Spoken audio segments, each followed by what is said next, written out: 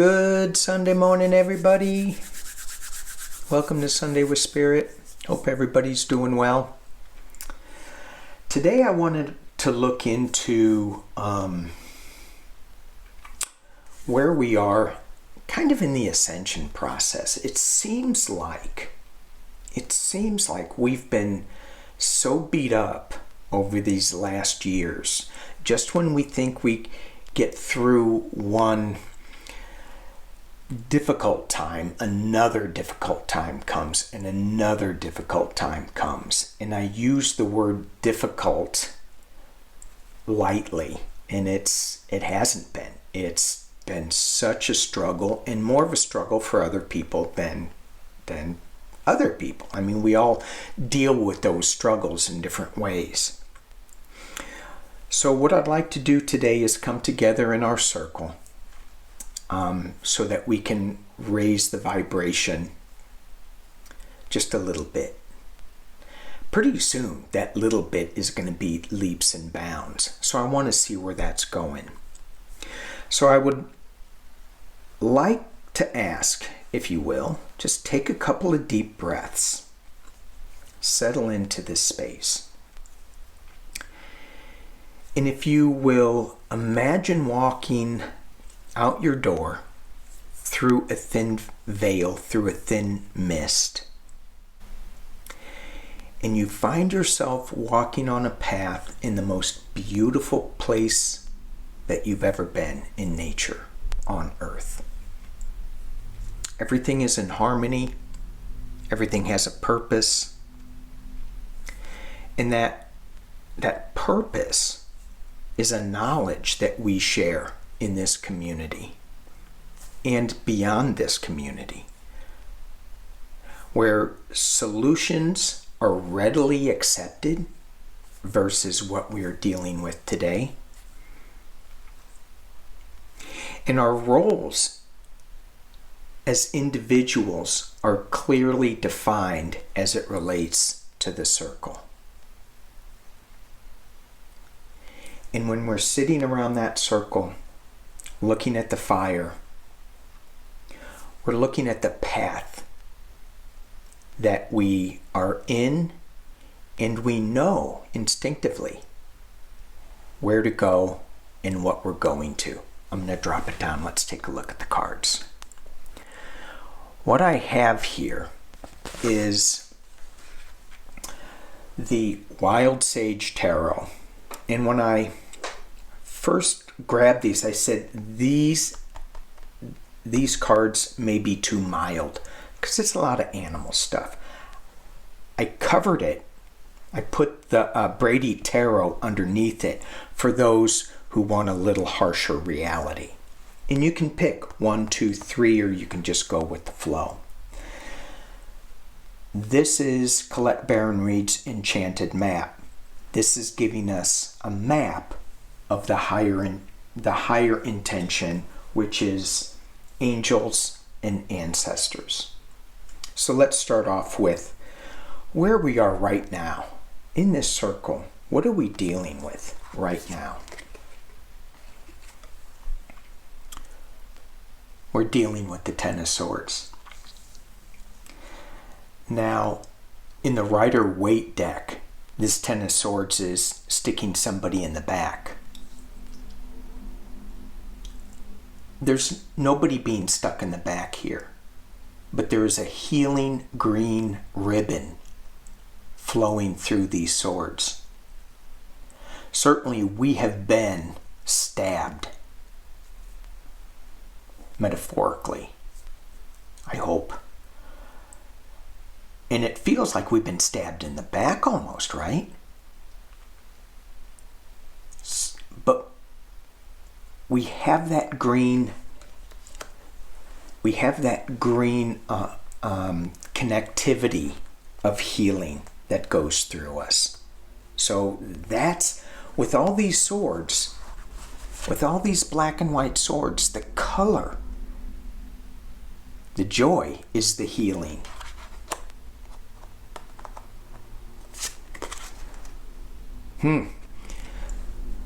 Four of Cups. This card in other decks in the Rider-Waite certainly is crying over spilt milk. It's sorrow.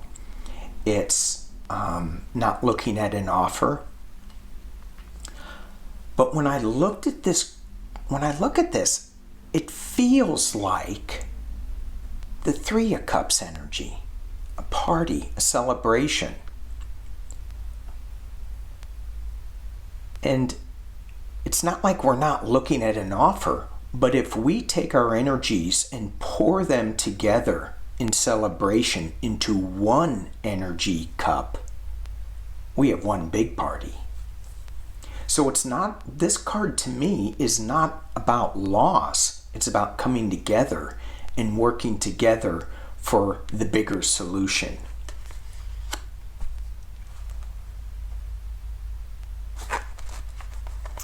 And the next card,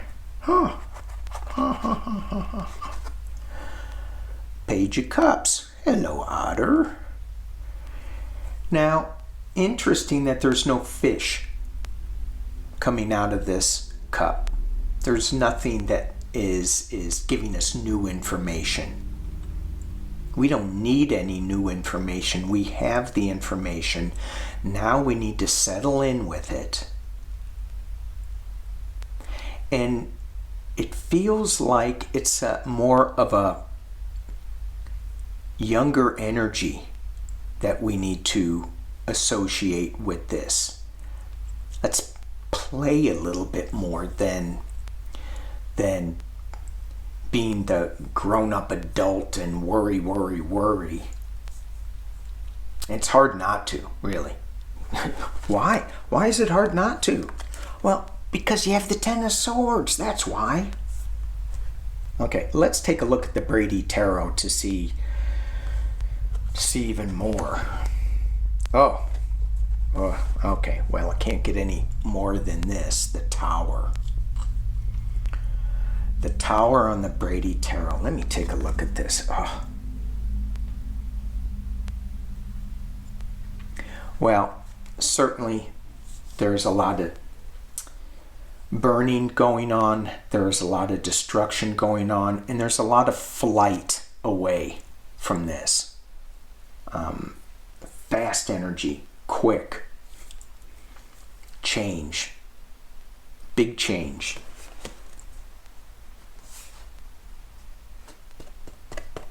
We do see movement away from it, but in this deck there is no sun. It's really, really dark.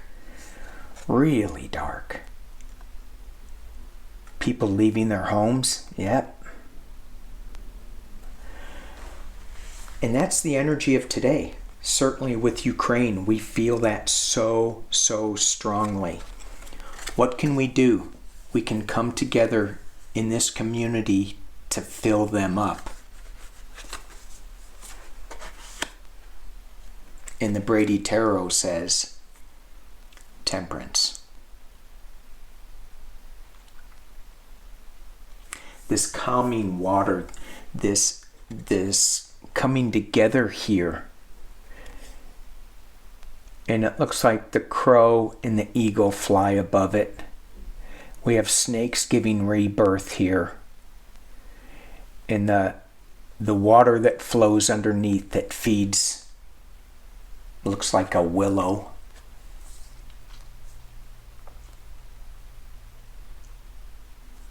Temperance. And the Page of Cups, if you want a little more clarity. Oh, I love this. The World card. The completion card. The Tower is over. The Tower is quick. Boom. Change. The World. This card has so many elements of all the major arcana in it. Figure 8, rebirth. The broken eggshell. New life. The owl. The raven.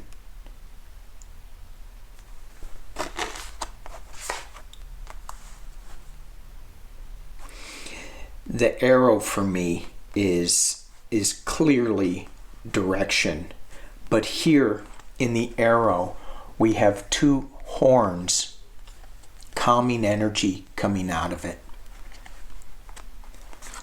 This is calming energy. It's not so much new energy in this card. It's like we already have the energy.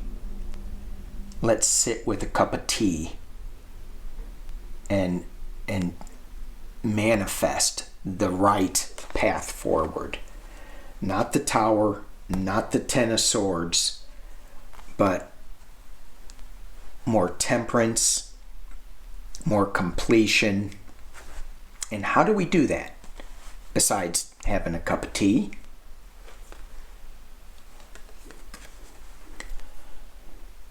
With the Enchanted Map, it says, make sure you stay true to your path. Sometimes we need to check a compass. Is what we are doing in our daily lives, is that the right path that we need to stay on? Are we veering off compass? Are we veering off course?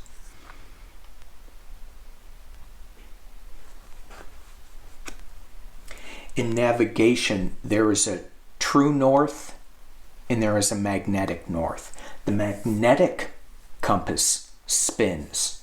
The true north that you can get from the magnetic compass is a way to go. And in this compass, you can see the astrological signs.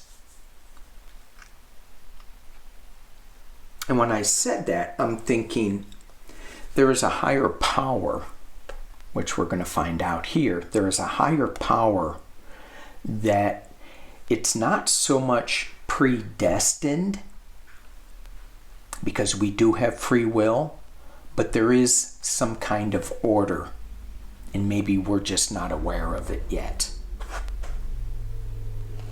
Oh. Dragon's Lair. Scary. Is this a Tower card? Or is this an excitement card? Is this a fear card? Or an excitement? I think it would be kind of exciting to go check this out.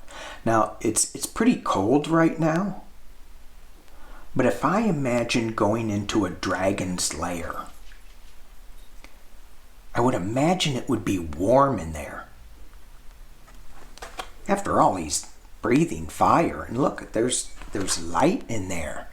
So it's kind of an excitement going into the unknown. For me, anyway. I've never been in a dragon's lair. So as long as I don't get eaten, well, and if I do, then I just go up there quicker.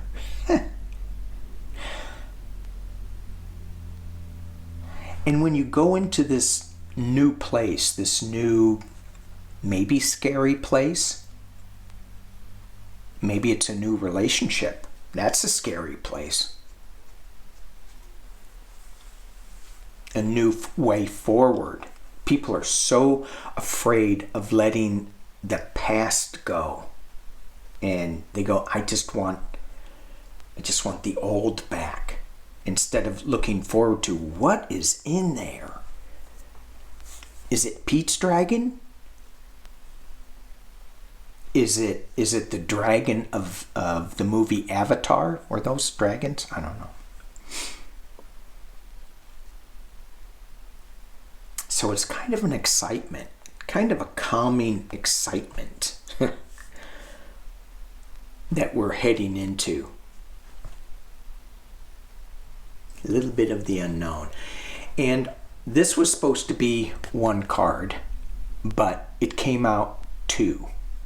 So the two cards. And I got this many times the last couple of days. And I wonder, is it really trying to tell me something, or do I just not know how to shuffle? It's probably telling me something. The Shaolin Master.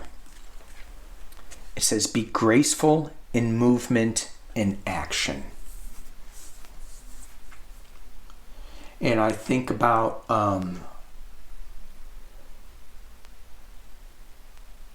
it's not about power. It's about grace. It's about using your power wisely. And it's not about in your face. It's not about tanks. And the other thing is the mantis on his hand. And that, if you look at that mantis energy, there are aliens, ETs, that are mantis. And it's all about psychic energy more. Even though I'm really new at this, so those who want to share what mantis energy is, and I get it mixed up with Antarean energy, which is a god force, like a female god force. This mantis energy is all about a psychic connection, as far as I can tell. So our power,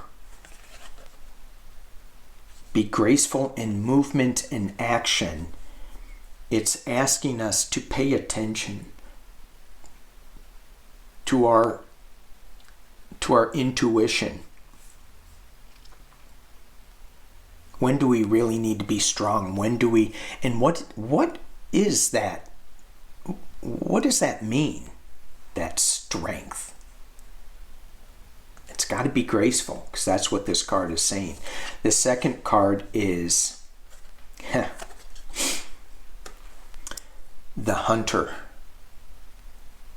And it says below, track down your fears and your desires. Track down your fears and your desires. And again, when I look at the antlers, that is also an antenna for the higher realms, for listening to the intuition, listening to the God force as we rise up. So both of these cards are suggesting listening to our intuition. And a hunter is also fairly stealthy, fairly quiet. And in that quiet, they have to be, as they go through the woods, they have to be graceful in their movement. And a good hunter never takes more than they need.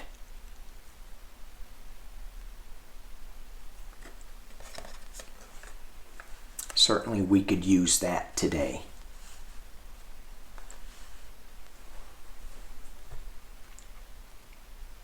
So just to recap, as we are in this 3D world of Ten of Swords Tower, we do have the ability in this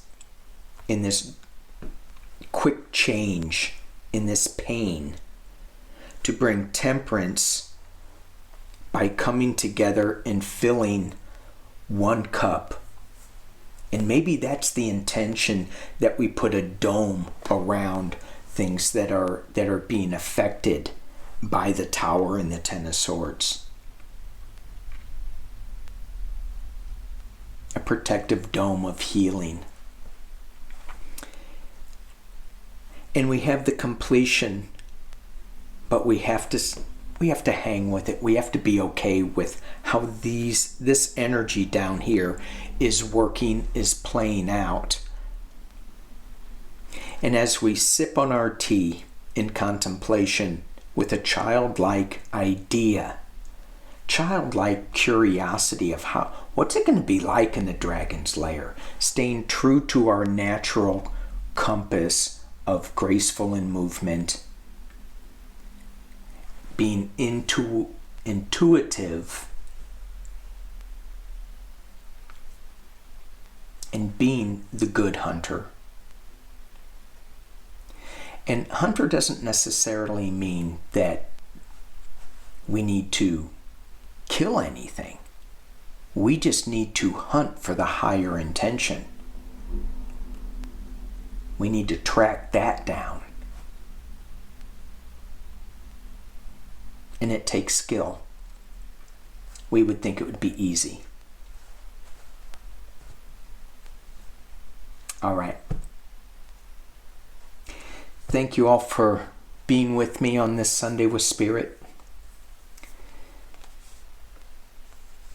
Appreciate you all. Stay in the light. Peace and love.